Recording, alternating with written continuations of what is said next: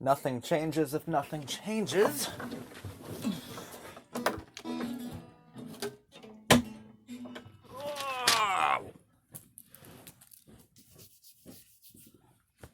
Ah, move. What are we doing? What are we doing? We are doing Romeo and Juliet today, 1996. Baz Luhrmann directed this film. Listen, uh, I really like this movie. Uh, I think it's really cool. 1996 was a cool year for Shakespeare. Am I right, guys? You got this, and you also have Kenneth Branagh's next fucking level, Hamlet. Both in 1996.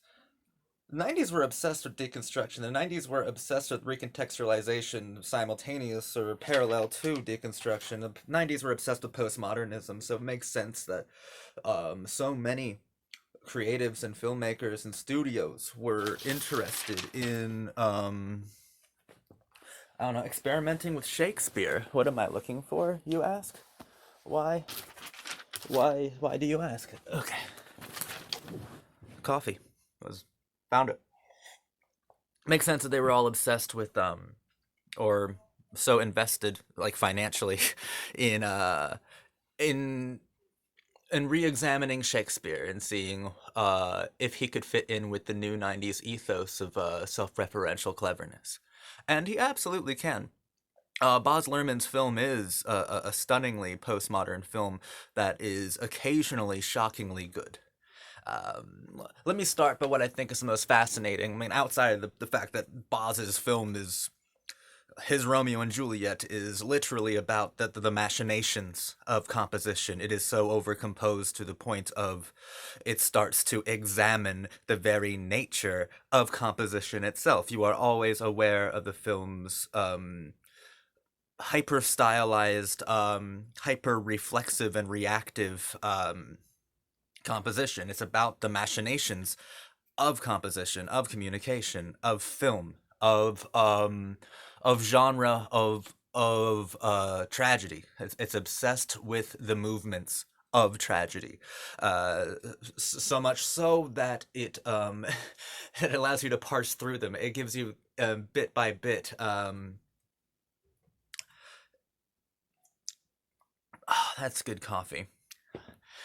Also, something that Baz Luhrmann's film has is the best representation of Mercutio you will ever find anywhere. My favorite character in all of literature is absolutely Mercutio. Mercutio is the best character that's ever been invented by anyone. I don't know which Shakespearean scholar or analyst it was, Dryden or Porter. One of them put it really well that like Shakespeare obviously loved this character Mercutio, but he was forced to execute him. Um, Lest he take over the play, lest he take it over from Romeo, because he's the most gravitational force of the first half, of the first hour of the tragedy. Mercutio is who the audience gravitates towards. It's who the narrative gravitates towards. Everything insists upon Mercutio, and then when you remove Mercutio from the story, everything takes a much darker, more deliberate turn.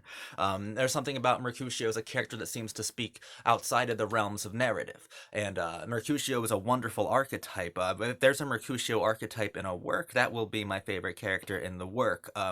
I have other videos on the channel where I list like Mercutio archetypes, I'm pretty sure, but just for the sake of doing so, you know, like a Sonny in The Godfather, a Santino Corleone in The Godfather, or a Gavin in Disturbing Behavior, even an Angel in Rent or a Mort Stiefel in Spring Awakening. Mercutio characters are everywhere.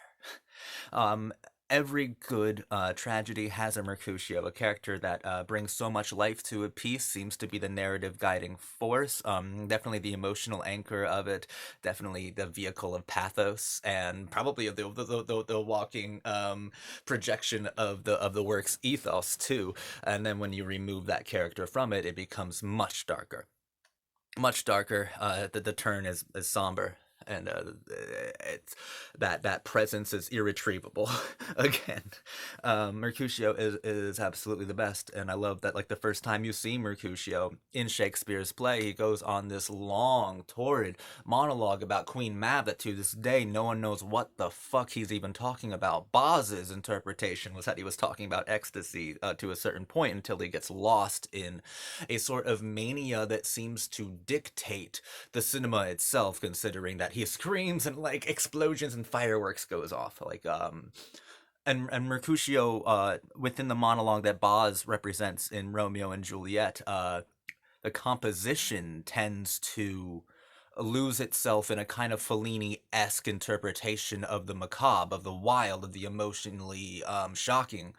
There's a lot of satyricon to Boz's composition in Romeo and Juliet, but specifically within the Queen Mab speech. You feel like an alien all of a sudden. The audience feels alienated by the film, alienated by Mercutio's surprising emotionality and his wild hysterics. But you also just feel like an alien looking in because no one knows what the fuck Queen Mab is about. No one's ever known what Mercutio was babbling nonsense about. But we're watching Mercutio and Boz's interpretation of the play, and we're alienated by the composition, by Mercutio's emotions, by his outpouring of them, and we feel lost. And it's actually a pretty confrontational scene because we feel attacked. Like we feel uneasy during the Mercutio monologue here, as you should, because it's a roller coaster of emotion, of hysteria, and every good interpretation of that.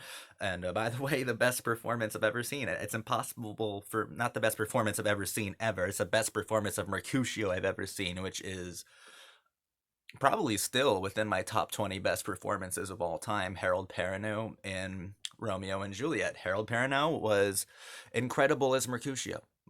I couldn't imagine a better Mercutio.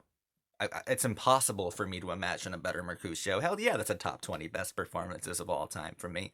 Brilliant. And I think Boz tries to undo the Shakespeare, what I just told you, that the criticisms of, well, the first hour of Romeo and Juliet, every adaptation's really good because Mercutio's great. Then you remove Mercutio and everything gets a little drab and boring and way too melodramatic and too sad.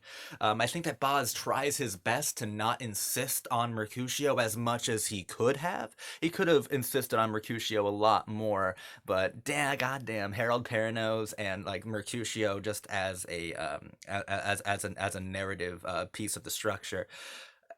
I think it's impossible to make Romeo and Juliet adaptation without insisting on Mercutio. I think it's impossible. But Boz and Harold Perrineau, when they do the Mercutio death scene, it always stuns me with the clouds overhead and Mercutio's like in the ocean just like shooting like fish or some shit. And then Tybalt comes by and then we I but a scratch, but a scratch. Consort? Oh my god, by my heel? Oh, I care not. Had to be careful. Didn't want to knock over the camera. Mercutio is an incredible character, and I feel so much from that character, and especially from that archetype when it's employed elsewhere. Like if you've heard me talk about Gavin and disturbing behavior, I'm a huge Gavin fan. I'm a huge fan of the Mercutio archetype because probably I relate to the archetype a lot, but I also think it's invaluable to the stories that employ such an archetype. Mercutio is one of the best characters ever, and not a moment is wasted in Harold Perrineau's interpretation of the character. Not a single moment wasted, and he completely develops and explores all the emotional, morbidly comedic and dark aspects, characteristics of the Mercutio character. Harold and Boz bring Mercutio to life in a way that is completely unforgettable, and his death, a plague on both houses, it does signal in a complete tonal change. Even Boz's direction, while it is still hyper stylized, while it is still overcomposed and too energetic, and when I say those things I mean it's deliberately that way to expose the machinations of composition, of the tragedy. The composition does take a bit of a much darker turn. While it's still hyper stylized, it's morbidly hyper stylized at that point. At that point, it becomes fetishistic, the amount that it is hyper stylized, which speaks to Boz's understanding of the tragedy as a spectacle of the most sensational order. That's what we get with Romeo and Juliet. Um, it's not about reinventing the tragedy. It's about placing it within our postmodern context. And within postmodern contexts, tragedy takes a back seat to its expression. The tragedy itself takes a back seat to the expression of said tragedy. So Shakespeare in 1996, in the thick of the postmodern movement that was 90s pop cinema, the tragedy takes a back seat to the expression of the tragedy itself, which Mercutio seems to see through at least the artifice of every situation around him. Because every scene with Mercutio, there is a surprising and unexpected emotional zenith, a peak of emotion that is confrontational within the confines of this hyper stylized universe, which doesn't seem to really possess a true emotional character. Um, that's because, like, it's wild to me because when Mercutio is on screen, and it's impossible not to feel something extremely heavy, and that makes it feel so confrontational given the circumstances of the way that their boss's Mercutio is developed within this hyper stylized universe. That this kind of carnival of like self-referential cleverness, right? Leo DiCaprio and Claire Danes are pretty good too. Claire Danes is but particularly really good in this film. John Leguizamo as Tybalt. That's style, baby. That is style, and it's probably the antithesis of Mercutio. Always has been antithesis of Mercutio. Sorry if I'm tongue tied. I'm very excited to tell you about how much I love Mercutio within Boz's Romeo and Juliet. Um, it's the antithesis of Mercutio, and of course that character would kill Mercutio, but Boz makes it even more metaphorically, symbolically, compositionally, truly heightened. Mercutio is a character that seems to rebel against the style, or rebel against the parameters of his own function, not only as a doomed character, but within this hyper stylized universe. Whereas John Leguizamo's Tybalt is a complete projection of every seemingly nauseating thing that makes up this new Romeo and Juliet. He is nothing but style. There is no interiority. Deliberately, because there's too much interiority with Mercutio. It's upsetting how much interiority that you receive from Mercutio. You feel uncomfortable. Um, Romeo and Juliet is a misshapen chaos of unseeming forms, and Tybalt is the complete embodiment of the hyperstylization, whereas Mercutio uh, is the undying characteristic of emotion, of the how tragedy can be truly upsetting. Maybe like that universal thing that you cannot remove emotion from tragedy entirely. Mercutio will confront you with it. Mercutio will make you feel awful. And Mercutio will put a curse on you, a plague on both houses. Yeah, I'm really impressed by Boz's film. Yeah, like I said, 1996 was an interesting year for Shakespeare adaptations. Branagh's Hamlet is leagues, worlds, universes beyond what Baz Luhrmann's Romeo and Juliet was.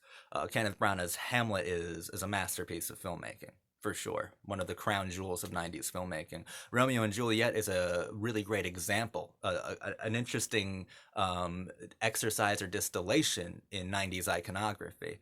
Branagh's Hamlet, like, exceeds all expectations. It's a beautiful film. Romeo and Juliet is a film that is really just iconic of its time and its age, but you get performance like the one of Harold Perrineau's, and you get some of the very, at least the deliberate way that the composition was crafted is extremely fascinating to grapple with.